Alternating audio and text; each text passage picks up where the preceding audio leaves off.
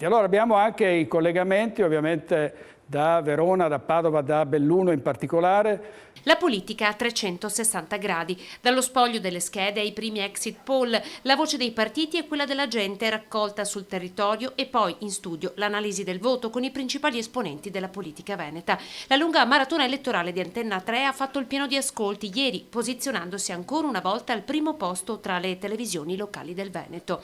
Una diretta non stop condotta negli studi di Antenna 3 che hanno ospitato decine di rappresentanti della politica del territorio. Da Belluno con la sfida della città capoluogo, Feltre, Cortina, fino a Verona con la vera sorpresa di questa tornata elettorale. Padova che consolida il sindaco Giordani e il veneziano che porta al ballottaggio il comune di Jesolo.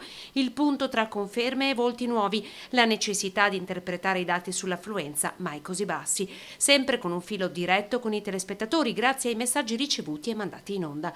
Ogni giorno quasi 1 milione di persone sceglie le 3 televisioni del gruppo Media Nord-Est e ieri durante la maratona elettorale Antenna 3 si è confermata leader segnando un record assoluto. Un successo che ci spinge a fare ancora meglio il nostro lavoro, raccontare un territorio attraverso la voce di chi lo abita, interpretare i dati e riportare il messaggio che le urne hanno dato anche questa volta alla politica.